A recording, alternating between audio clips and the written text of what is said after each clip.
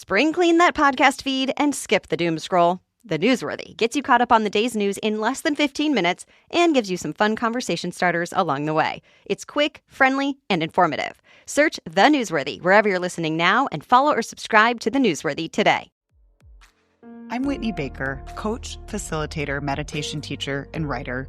Electric Ideas is for women, especially mothers, who are done disappearing inside their responsibilities.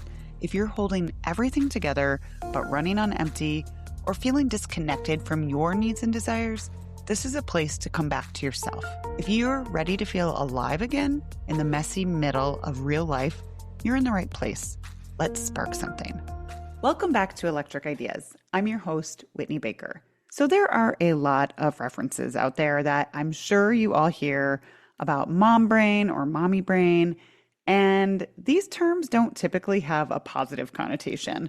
But what you'll learn in this podcast conversation is that it's possible we've been looking at this all wrong. I'm joined today by Dr. Jodi Pawluski. Dr. Pawluski is a neuroscientist, a therapist, and one of the leading voices in helping us understand what's actually happening to the brain during pregnancy and in motherhood after women give birth. There were many eye-opening aspects of her book called Mommy Brain, which we're going to talk all about today, where Dr. Pawluski challenges much of what we've been told. Instead of framing mommy brain as this forgetfulness or decline, she shows us that the brain is actually being reshaped during motherhood. And most of it is not bad news. We become more efficient in some way, more attuned, and in my opinion, more powerful. And understanding her research has truly helped me have greater self-compassion for myself, but also see the brain changes that happen in motherhood in new light and recognize how beautiful and powerful mom brain actually is.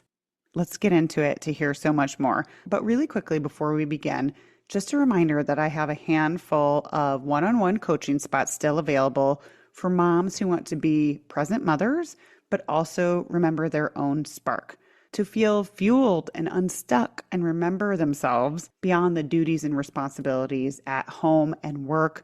One of my clients described her reality as feeling like she's just on this hamster wheel. And if she could just stop the hamster wheel and have some perspective and slow things down for a bit, she feels like she could maybe take a different direction, but she just can't quite seem to intervene.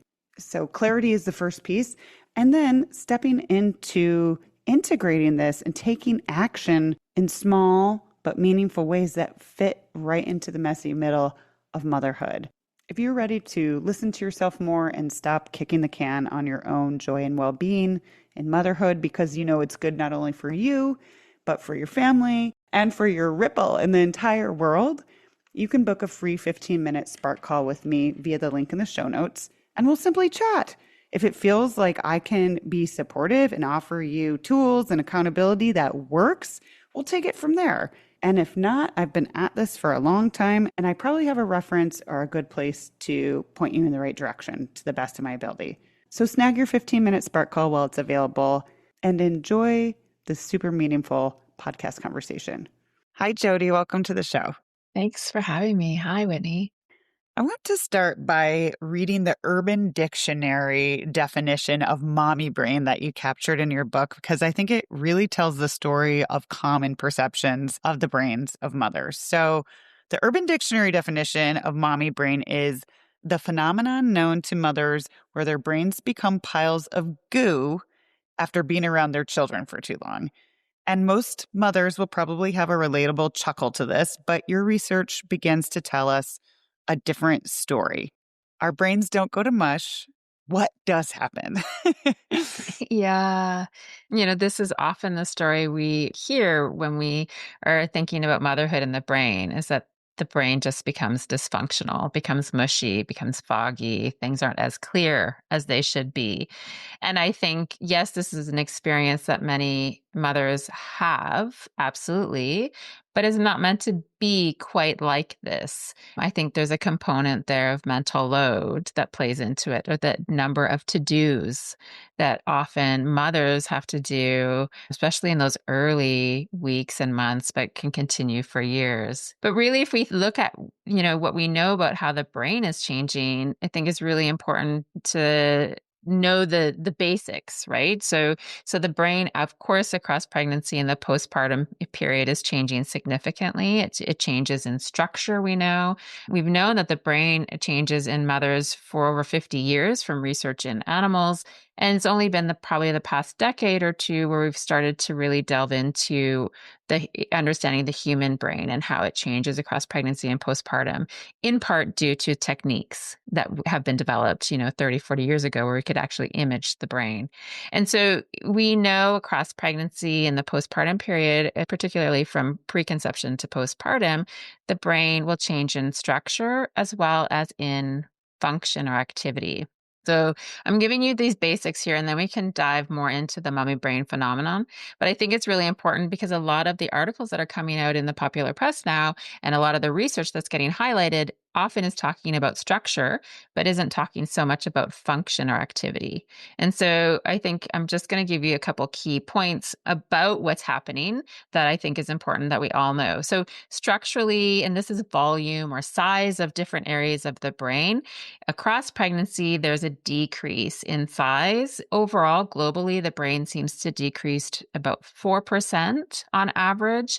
And in certain brain areas, there's a decrease of about 1%. And these certain brain areas that have been investigated quite a bit in terms of looking at their structure are brain areas that are important for understanding the needs of others, which of course is really important for parenting. Now, of course, when people think brain shrinking, they're thinking brain is not working, and that's a bad thing. And often it goes along with this narrative of, well, of course my brain has turned to mush because it's physically actually shrinking and there's a loss. But in fact, what that research has been showing is that this decrease is a fine tuning. The brain is becoming more efficient. And I've written about this as less can be more, essentially.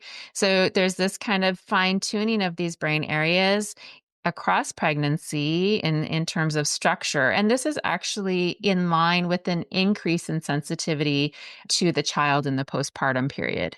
And so indeed, if we think of structure, that less can be more.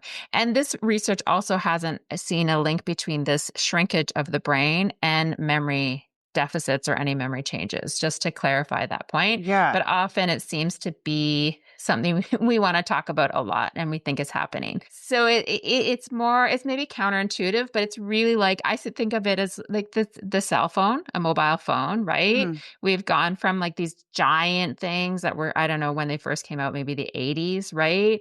And then now we basically have a computer in our hand. And so size doesn't always predict function. Okay.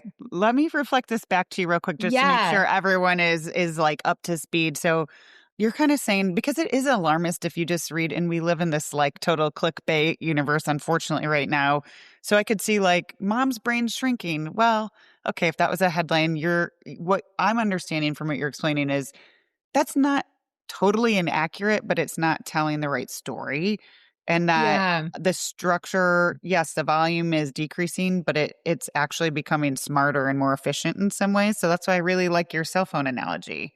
Yeah, exactly. So I think that this is something that's really important is becoming really like honed in. I think of it as just getting rid of the stuff it doesn't need to really focus on learning how to parent and focus on the baby. And actually, the research is showing that decrease, that shrinkage is related to an increase in sensitivity to the baby. So this is really important. And then if we look at function, because function is the other piece, that's how the brain is activated in response to cues. So looking at brain activity, what you see in mothers and in fathers and parents is often they will be having increased activities in brain areas that are really important for aspects of parenting. So brain areas such as the amygdala and the hypothalamus, amygdala is being important for emotions, emotion regulation, and then different circuits important for motivation and reward, because you want to find the baby rewarding and be motivated to care for it. We also need to, as parents, try to be able to regulate our own emotions. So there's other brain areas involved in that, right? And make decisions and understand what the baby needs. And we have to perceive and understand what that baby's action actually means and then act on it. There's a lot going on in our brains as parents. And what we can see in mothers, if they view cues, a picture of their baby or listen to the cry of a baby in a lab setting, these brain areas are more activated in response to the baby, and especially their own, compared to a non-mother, an adult woman who doesn't have children. And so there's this, not only this change in structure, but there's also this change in activity and what the brain is honing in on. And these things are really important and normal. They also happen, the functional changes, and to some degree, the structural changes happen in fathers. So you don't have to birth to have your brain change. What you do have to do is interact with baby. So the idea, in an ideal world, we have these amazing brain changes taking place as we're transitioning to becoming a mother, and then they're put in place so we can rapidly learn to figure out how to care for our baby.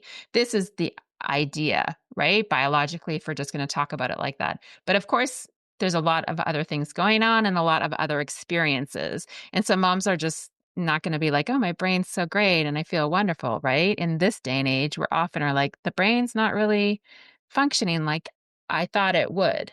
Yeah, I just feel like it's much more empowering because every mom has probably said at some point, "Oh my God, I feel like I'm losing my mind," which there's a Absolutely. reason that is relatable, and there's so many memes and so much about there. But when you tell me that we're actually being rewired to focus on areas to do with raising babies and keeping humans fed and alive, it just makes me have this different lens of mom's brains being, kind of having a superpower, because Yeah, yeah, yeah, it's much exactly. more empowering. Is that a fair Yes. capture? That's a fair capture. I love that capture. And I've said this in the past also. It is your superpower. I mean, it's pretty incredible that we're able to keep a child alive. And so I think that this is where maybe it's society also, we don't hone in on caregiving. We don't value caregiving.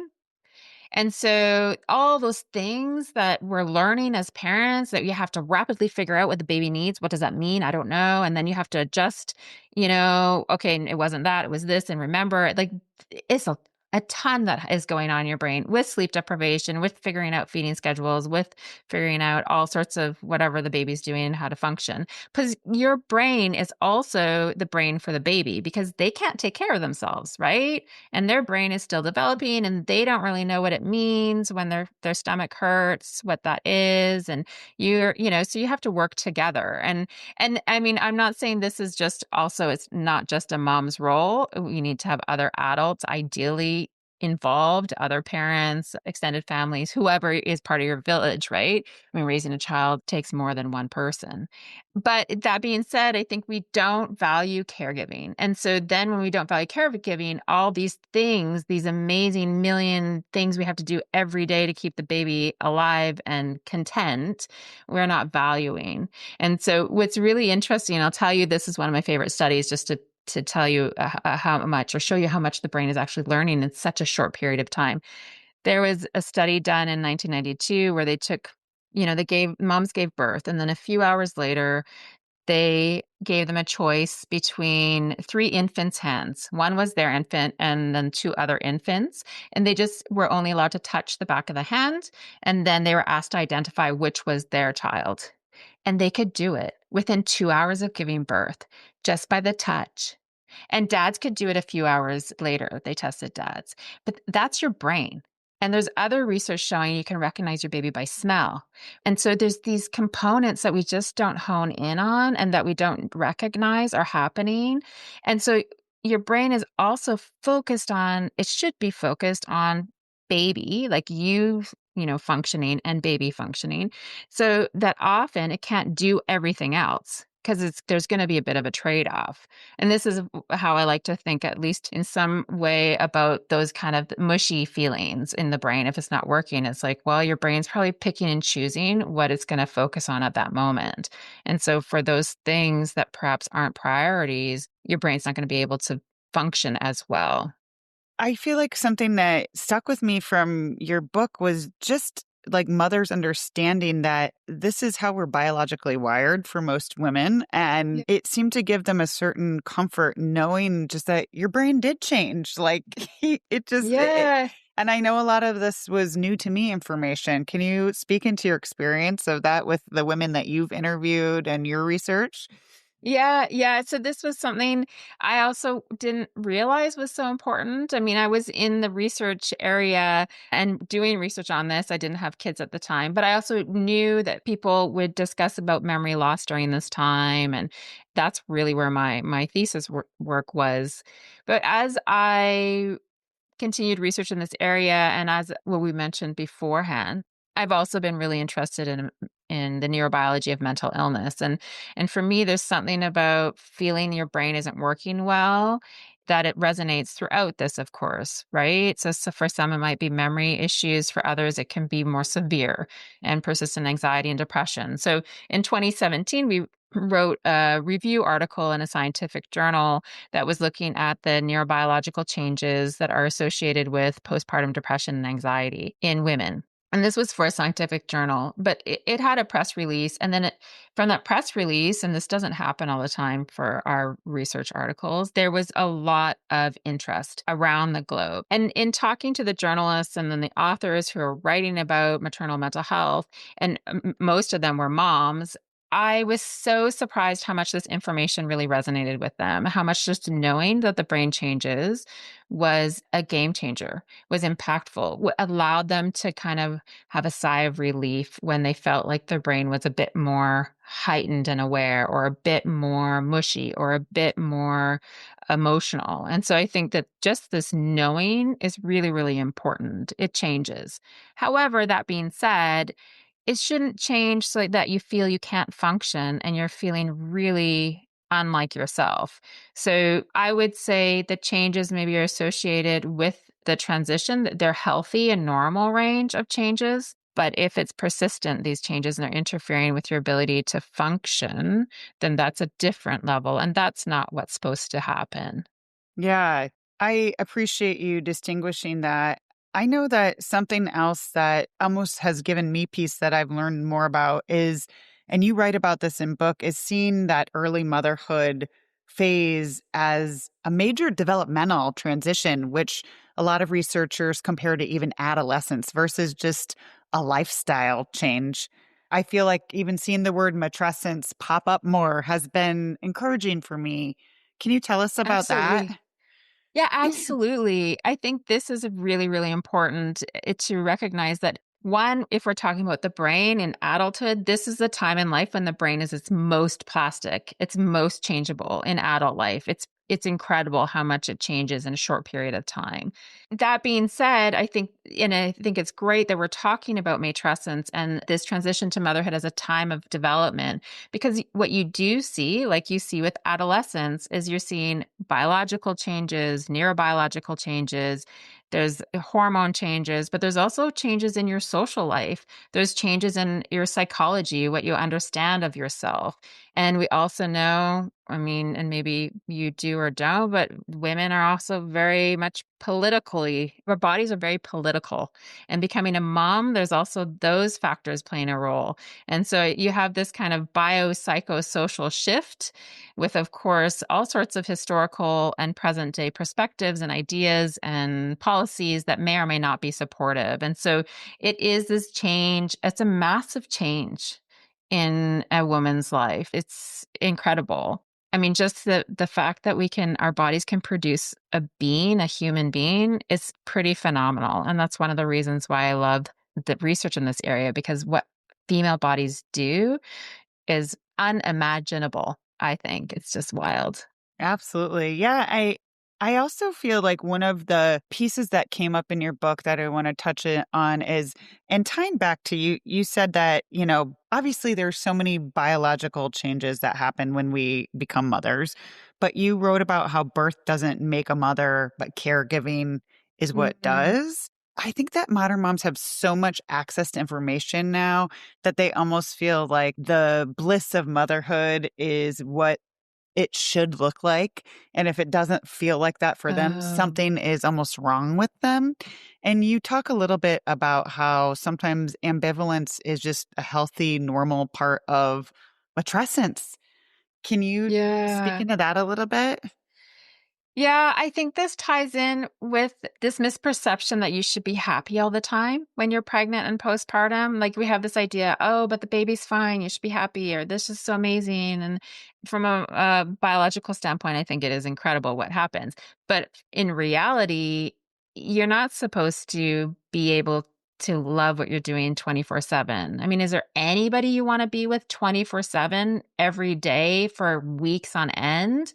It just doesn't make sense, right? And so I think we just don't accept that there should be a range of emotions that are normal and healthy and acceptable. And yeah, you're allowed to not like certain things. You can still love your child, but just not like certain aspects of it. But this also ties into that piece where I think often we think mom knows best, mom can do it all, she's a Wonder Woman, she, solo parenting, she's got this, that kind of mentality. And really, parenting and motherhood is supposed to be a group effort. And unfortunately, that's can be impossible for many people out there. But the fact is we're humans and we're social beings, and every human has those parts of the brain they need to take care of a baby and figure it out. And so this isn't a situation where it should be just mom doing everything. And when it does become that situation, I think, and we need research on this more and more, but I think that mental overload is really going to play into how her brain is going to function and how she feels it's working on a day-to-day basis. Which only Mm. makes sense to me. The brain has a finite capacity to function. It can't do it all, especially if it's sleep deprived and hasn't left the house in days or had a shower, right? I mean, all those components matter. Yeah. Oh, I loved this link. This was almost that when I was delving into your work, I had this was like maybe the most uncomfortable moment for me, to be honest, because you said that you wanted to figure out if mommy brain has always existed. And I was like, oh my Yeah. gosh.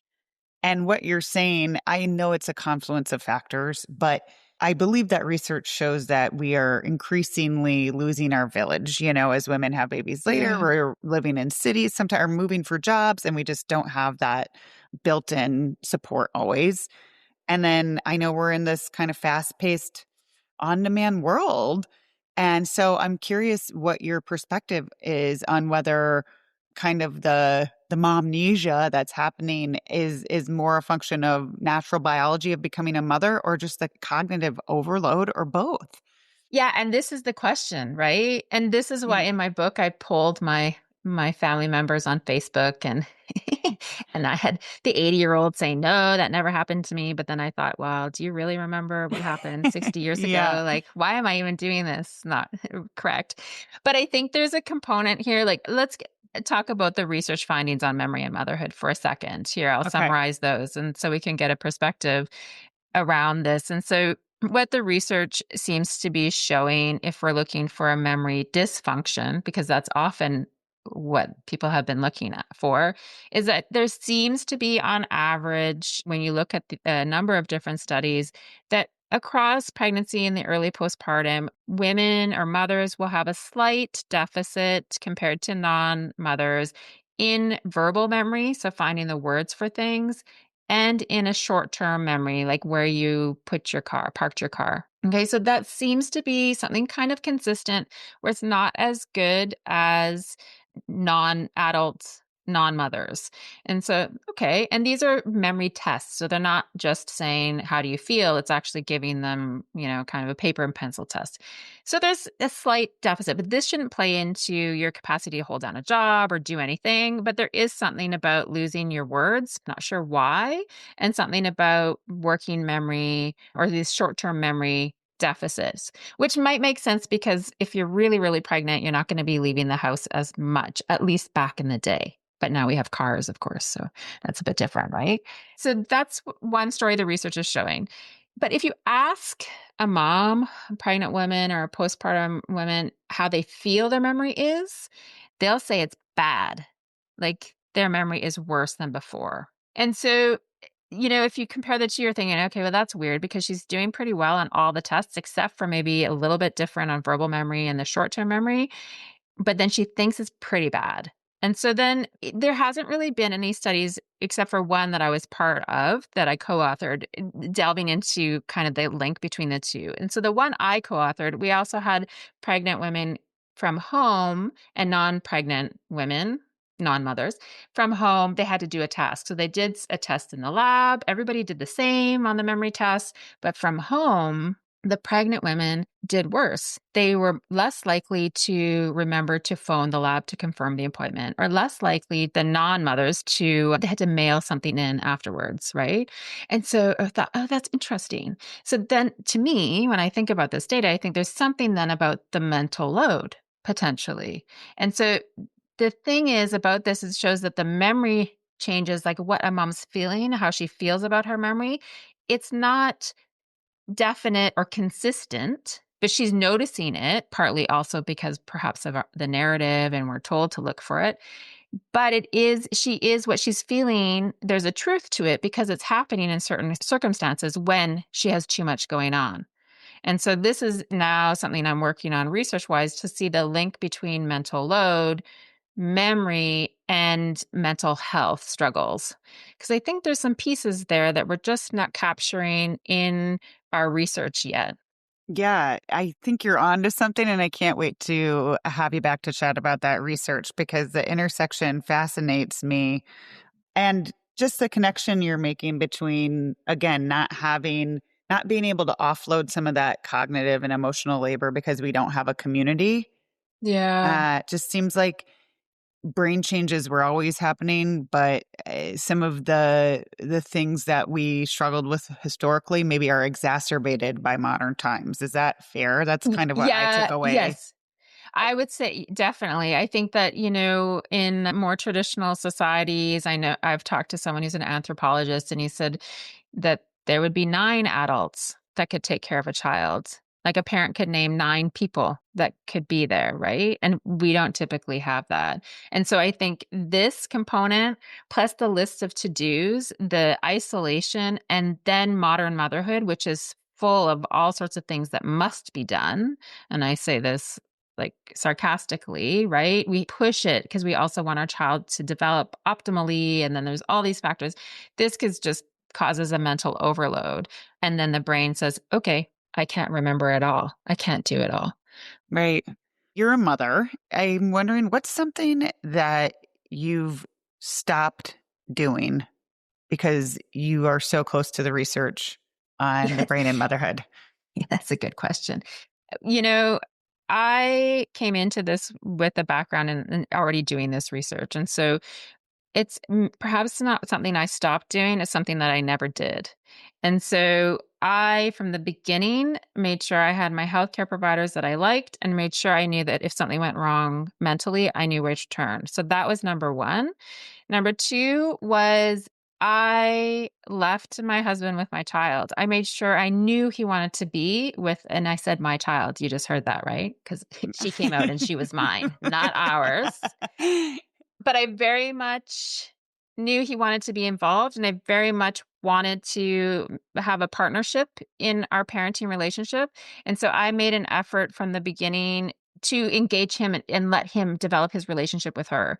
And so I really think in doing that and in having a partnership and being able to do that, that was really, really helpful because it wasn't never just one of us doing everything. We always could share everything except for he did not breastfeed, but he could give a bottle. And that's really the only difference between the two of us. I also let him do stuff. I would just leave and step away because, of course, I was like, oh my God, don't do like that. But then it's like, I know that everything will be fine. And I will tell you, he was also the one who potty trained both the kids. I was away at a conference and he was just like, yeah, no problem. Got it done. I was like, okay. But I think there was something about the need to have help. Like I knew I couldn't do this by myself. I knew it just was going to be too much. And also letting him figure his own thing out in his own way was really important. But that being said, moving forward, of course, my kids are older. There are definitely things we just don't do. We also, I think, feel Like we were able to develop our parenting and our kind of family that resonated with us. So, and this probably came from a confidence of knowing that our brains could probably figure it out, and we Mm, could probably do this together with, of course, we were both fortunate to have very supportive parents as well, and they didn't live close, but we had support. And so there's many factors at play and I couldn't get into all of them here, but I think there's something for me, the value of being able to have a partner to do this with has been incredible. And I think that was actually one thing my grandma told me, to have a partnership, and that will get you through. But also letting go of a lot of expectations culturally. Like we just do stuff that work for us. We don't buy into, oh, you must do this because, well, okay, let's look at it. Do we really need to do all of those activities? No, I don't know. There's things maybe we felt more comfortable saying no to. But I think there's something about being authentic to your needs and your journey that really is important for all of you, because what's happening in your house is unique in many yeah. ways. What's really bubbling up for me as you were talking through those examples, and thank you for your honest shares, is knowing that you can trust your instincts and that we've parented for a long time. I think in this I know this is a little different than what you were saying, but like in this digital technology era, I feel like women, especially moms, have so much information. And I think the stress and overwhelm of trying to get our arms around it sometimes is probably cognitively depleting. When if you would have maybe taken a nap and just like showed up, like, okay, and like been able to be connected and like rested and listen to yourself. I know Yeah. every journey is different, but I just think it's interesting. Seems like a little bit of a callback to just like orienting towards trusting your instincts. Yeah, it's kind of for us, it was just trusting that we could figure it out. I think we didn't know, it wasn't instinctual. And I think we use that term, we should use it lightly because there's not a switch that turns on and we Sure. know. But there's definitely a drive to figure things out. That's what the instinct is this like, I'm going to figure it out, or is something about this, like, let me sit with it and then see what works, right? And then the next time it will be different. But I will tell you a story about my husband. I left him with my daughter and went for a walk, and she was probably a week old. And he's really a like zoologist. He's like studies the brain mechanisms and animal behavior and things. So he has her for, I don't know, 20 minutes, half an hour. And I came back and he was like, I thought we were supposed to be attracted to her cry, but I was not attracted to the crying. Because we had this idea, you read this sometimes biologically, and then the parent will be in tune and want to be attracted to the baby when it cries so they can figure out how to calm the baby. He's like, I was not attracted to the cry. Did not find that attractive. But he like proceeded to, of course, care for her and try to calm the cry down. But I think it also wasn't oh my gosh, something's wrong with me or anything. It was just like, okay, that's weird. That's not what I thought was going to happen, but I'm going to figure this out because obviously the baby needs something, right? So we had a lot of these types of instances, and we still have various kind of responses to different things. And because you always are learning as you're parenting. You have older kids, it's a total different game than when you Yeah. had under twos, right? So, but yeah, you live and learn. And there's something also, I do agree with something like trusting yourself and just sitting with certain things. And that I think is being missed because we're searching for a solution instead of sometimes maybe sitting with the discomfort for a little bit. Yeah.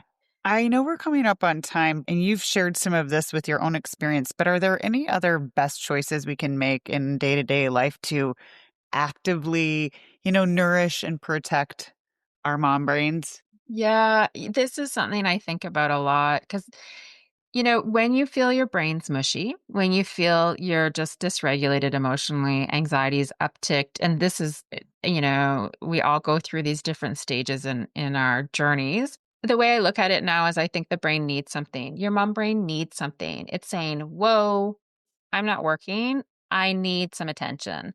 And so then for me, when I work with women and even in my day-to-day life, I'm like, okay, so what does it need? Or why is it like this?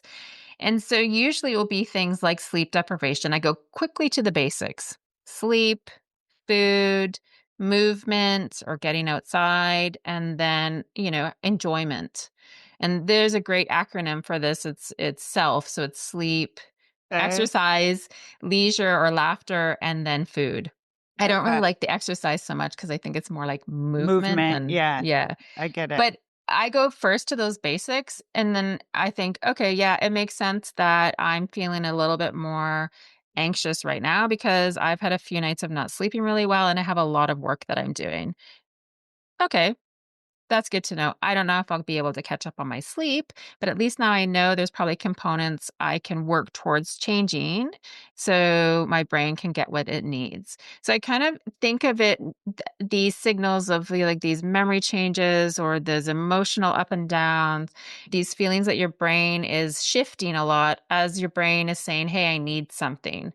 And in some cases, this could mean you need to talk to someone, a professional. Some individuals, it could be medication, right? But there's something, I like to think of it as a signal, right? I'm really forgetful today. Well, of course I am. I was up all night. I haven't eaten anything actually, and I've been staying in like my office for 5 days, right? And your brain, like that's not healthy at any point in our lives, but it seems to happen more for moms, right? We're just like stuck. And so for various reasons. So if we can kind of realize that there's even little things we can shift to help our brain function, that's like can be a game changer as well. That makes sense. One other quick question that we didn't touch on. So we talked a lot about kind of like during pregnancy and postpartum, but do these brain changes stay with us throughout motherhood? Yeah, do they last forever, right? I say once a parent, always a parent, of course. But the way I think of it, and some of the research is also showing that it's a dynamic process of change across the lifespan. So how you're feeling, at 1 month postpartum, 6 months, 5 years, 10 years is going to be different. Your brain is also going to be perhaps a little bit different because the idea, at least, is it's going to be changing in response to the needs of your child or children as they're growing up. And so we don't have the data to show at 5 years, at 10 years. We don't have this kind of data. We have snippets of pictures of data of the brain changes, but we do know that shrinkage, let's say, there's been some research 20 years after having kids that wasn't detected. And there's also research, in individuals who are around 50 years old who have had children earlier, their brains look younger. And Okay. then into the 70s, women in their 70s, if they mothered, there's one study showing they have better memory and then healthier brain function. And so there's these snippets of research coming out showing the benefits essentially over the long term. But I like to think of it as your brain is plastic and dynamic and changing in relation to the needs of your children. And of course, it's going to be different at different times depending on what's going on for you and for them. Yeah. I like how you captured it with like once a parent, always a parent. So there are shifts, but they're adaptive. Does that Yeah, sound yeah, yeah. I okay? feel like we're not stuck. Every day is a bit different. Maybe in the Yeah. early months, this feels kind of the same, but once they start really moving, life can change really quickly over Yeah. the years, and your brain's going to change with it. Well, I always like to end my episodes with an opportunity for reflection. So, in this area of honoring our amazing brains and the role our brains play in motherhood, what's one question women could be asking themselves more? One question they could be asking themselves more. I mean, I guess I already said one question is what does my brain need? What does my mom brain need? And I think this is a question we should be asking more often to think, it's not about self-care, it's really about taking care of your brain because it has a lot of work it's doing right now. And I think this would be the question for me. I think that's a beautiful place to end. And I couldn't agree more of just that curiosity approach. Like, Yeah. oh, I'm noticing this. Well, what does my brain need? And like being your own support system proactively that way. That's really beautiful, Jodi. I appreciate it. I hope that many women can continue to learn from you. And I know they'll be excited to follow you as you delve into this new research about cognitive load. So where can we find you, support your work, and follow you? Yeah. So you can find me. I have a website, jodipawluski.com, and I'm most often on Instagram, but I'm also on LinkedIn. Those are probably the most popular places to find me. I also have a Substack, but I use it more of providing information. So I have some expert insights from other researchers about their research on the parental brain, and I'm also summarizing a very dry and dense textbook on the parental brain for everybody out there, but it's really on the mechanisms of the parental brain from research. And it is really interesting, but I know it's not a book that the average person will pick up. So you can find that on those summaries on Substack as well. Great. Well, we'll make sure to capture that on the show notes as well. Thank you so much for your time and all that you're doing to contribute to awareness around this important topic. Thank you so much. It was a pleasure speaking with you. And thank you for highlighting this topic as well. So important. Absolutely. Thank you. I'm so glad you joined me today. If you're looking for more, feel free to connect with me on Instagram at @WhitneyWoman. And if you enjoyed the show, I invite you to support me by leaving a review or sharing it with a friend. Hope you have an inspired day.